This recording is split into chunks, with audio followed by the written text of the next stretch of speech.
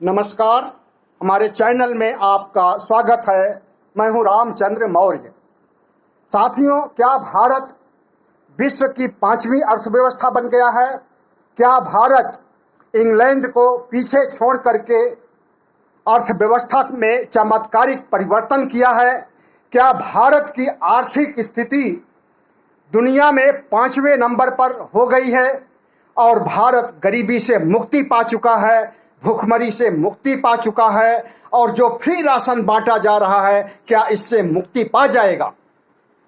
जी हाँ साथियों, एक खबर चल रही है 2-3 दिन से कि भारत की अर्थव्यवस्था विश्व स्तर पर 5वें नंबर पर आ गई है और यह बहुत बड़ा चमत्कार हुआ है हमारे देश में कि हम अभी तक कोरोना के 2-3 लहरों में लाखों मौतें देख चुके हैं और धन जन का नुकसान तो हुआ था, आर्थिक क्षति कितना हुई थी इसे भी आपने महसूस किया था और किस स्तर पर संगठित असंगठित क्षेत्र के मजदूर सड़क पर आ गए थे और अपने घर जाते हुए कितने मर गए थे, आपने अच्छी तरह से देखा था। और हमारी अर्थव्यवस्था रसातल में चली गई थी, -21, 22, 23 तक पहुंच गई थी और एकाएक इतना बड़ा चमत्कार हो गया कि हमारी अर्थव्यवस्था विश्व में 5वें नंबर पर आ गई।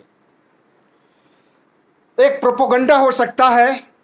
इंटरनेशनल मॉनेटरी फंड ने जो आंकड़े जारी किए हैं, ये आंकड़े कहाँ से लाते हैं और इसे किस आधार पर क्रियान्वित करते हैं, इनका सत्यापन कैसे करते हैं, ये तो वही जाने। लेकिन जो ग्राउंड लेवल पर देखने में आ रहा है कि क्या भारत 5वें नंबर पर पहुंच सकता है? क्या भारत की आर्थिक स्थिति, भारत में गरीबी, बेरोजगारी, तंगी, भुखमरी खत्म हो गई है? ऐसा नहीं है। अभी कल तक भारत नाइजीरिया, नामीबिया जैसे देशों से भी गया गुजरा था और गरीबी के मामले में अफ्रीकी देशों से भी पीछे था। लेकिन अब एकाएक इतना बड़ा चमत्कार कि भारत 5वीं अर्थव्यवस्था, अगर इसमें सच्चाई होती तो मान लेने में कोई दिक्कत नहीं है, लेकिन तमाम से ऐसे प्रश्न हैं जो इस सच्चाई को नकारने के लिए काफ़ी है। आपको मालूम होना चाहिए कि कुछ महीनों पहले WHO, वर्ल्ड हेल्थ ऑर्गेनाइजेशन के आंकड़े आए थे जिसमें बताया गया था कि भारत में 47 लाख से ज़्यादा मौतें कोरोना काल में हुई थी। भारत सरकार ने अस्वीकार कर दिया। भारत सरकार ने इन आंकड़ों पर सवाल उठाया और कहा कि भारत में 5.5 लाख के आसपास ही मौतें हुई हैं। जो आंकड़े भारत सरकार जारी करती रही है और जारी कर रही है उसी को सच माना है। तो WHO के आंकड़े गलत हो गए और IMF के आंकड़े सही हो गए। आप देखिए कितना बड़ा अंतर, कितना बड़ा विरोधाभास हमारी सरकार में है। वही अंतर्राष्ट्रीय संस्था WHO, उसके आंकड़ों को सिरे से नकार दिया गया और वही अंतर्राष्ट्रीय संस्था IMF, उसके आंकड़ों को स्वागत किया गया और ढोल पीट करके प्रचारित किया जा रहा है कि हम बहुत बड़ी इकोनॉमी हो गए हैं, हमारी अर्थव्यवस्था सुधर गई है और हमारी अर्थव्यवस्था विश्व में 5वें नंबर पर आ गई है। तो साथियों, ये दोहरा मापदंड क्यों? WHO के आंकड़े क्यों नहीं स्वीकार करती है सरकार और IMF के आंकड़े क्यों स्वीकार कर रही है, जबकि देखने में ऐसा नहीं महसूस हो रहा है कि हमारी अर्थव्यवस्था 5वें नंबर पर आ सकती है? क्या अभी लाभार्थियों को लाभ नहीं पहुंचाया जा रहा है? गरीबों को 5 किलो राशन नहीं दिया जा रहा है? गरीबों को 1 किलो 1 रुपए में राशन नहीं दिया जा रहा है? गरीबों की आर्थिक मदद नहीं की जा रही है? और जब भारत विकसित राष्ट्र बन चुका है, अर्थव्यवस्था 5वें नंबर पर आ गई है, यहाँ पर गरीबी, कंगाली, तंगहाली, भूखमरी रह नहीं गई है, तो फिर क्यों दिया जा रहा है ये राशन फ्री में? आपको मालूम होना चाहिए कि ये आंकड़ों का खेला है। सिर्फ तिमाही के आधार पर ये आंकड़े भारत सरकार ने आईएमएफ को दिए और आईएमएफ ने जारी कर दिया कि भारत की अर्थव्यवस्था 5वें नंबर पर आ गई है, सिर्फ तिमाही आंकड़े के आधार पर।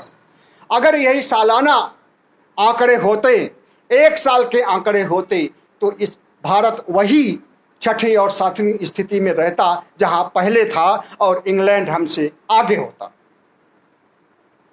महंगाई, गरीबी, कुपोषण, भुखमरी के मामले में दुनिया में हम सबसे आगे हैं। वर्ल्ड हंगर इंडेक्स में हम 197 नंबर पर हैं और इसी तरह से खुशहाली के मामले में हम बहुत पीछे हैं। ऐसे में ये कहना कि हमारी अर्थव्यवस्था चमत्कारिक रूप से, जादुई रूप से बढ़ गई है और हम विश्व में 5वें नंबर की अर्थव्यवस्था वाले देश बन चुके हैं, तो ये बात समझ में नहीं आती है। और दूसरी बात, जनसंख्या के मामले में हम दूसरे स्थान पर हैं। पहले स्थान पर चीन है और ज्यादा दूर नहीं है कि हम नंबर 1 हो जाएंगे जनसंख्या के मामले में।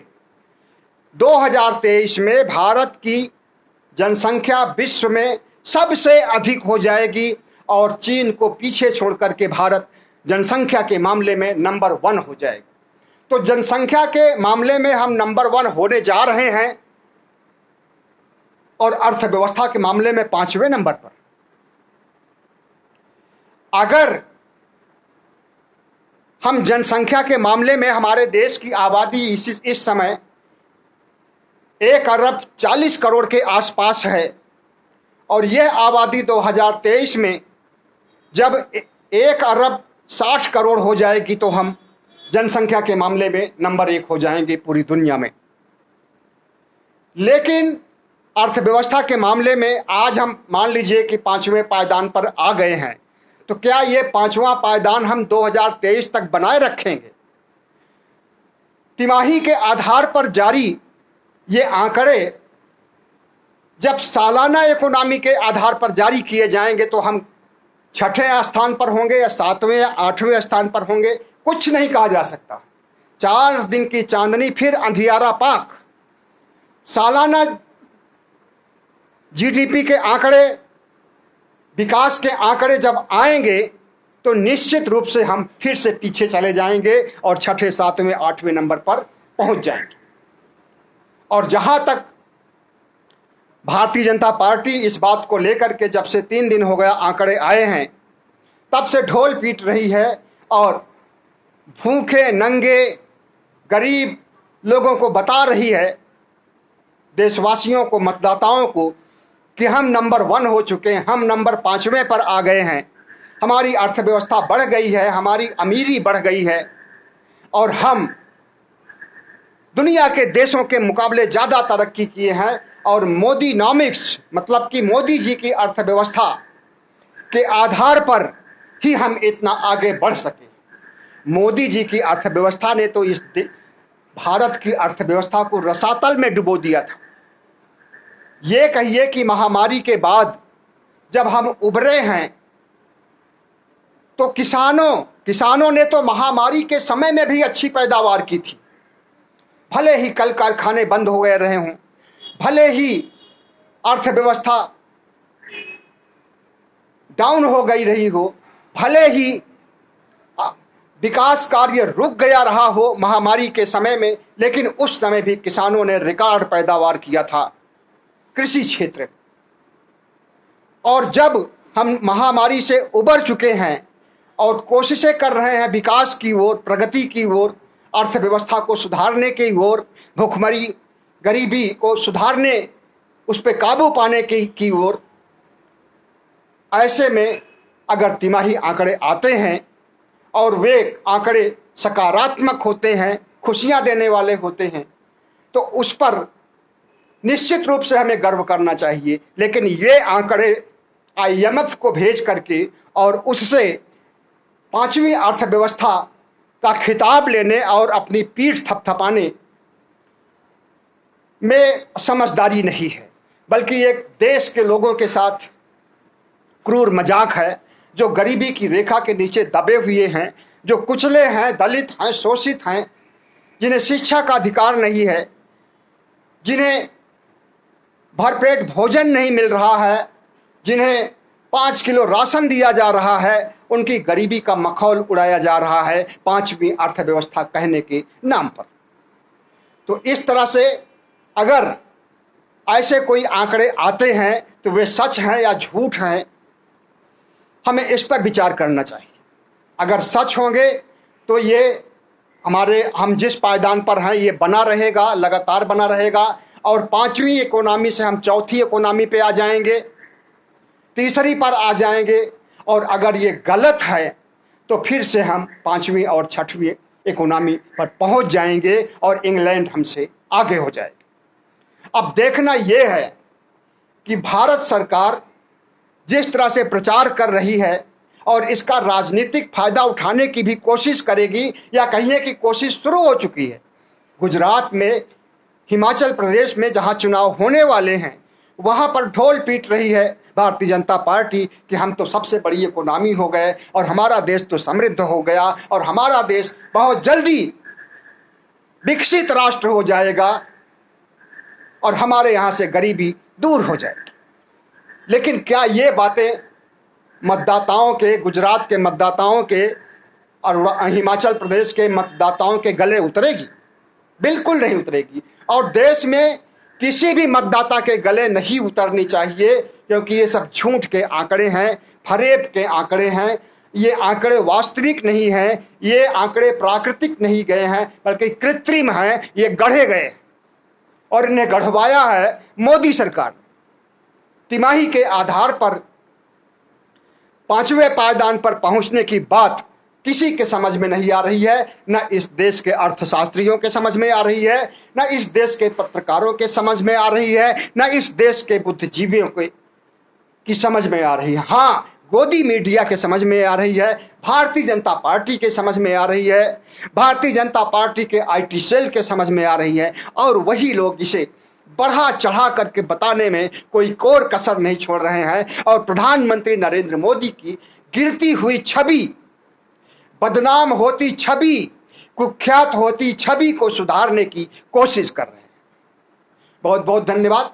हमारे चैनल को सब्सक्राइब कीजिएगा, लाइक कीजिएगा, शेयर कीजिएगा, ताकि आपको हम वास्तविकता से अवगत करते रहें और जो भारतीय जनता पार्टी, उसका IT सेल, गोदी मीडिया ढोल पीटता है, उसकी पोल खोल करते रहें। अगर आप हमें सब्सक्राइब करेंगे तो हमें ताकत मिलेगी, और हमें अगर ताकत मिलेगी तो हम अच्छे ढंग से विश्लेषण कर सकते हैं, अच्छे ढंग से आपको देश की खबरों से रूबरू कर सकते हैं। खबरों नहीं बल्कि वास्तविक खबरों से, अंदर की खबरों से, ऐसी खबरें जो कि आपको गोदी मीडिया नहीं बता सकता। बहुत बहुत धन्यवाद।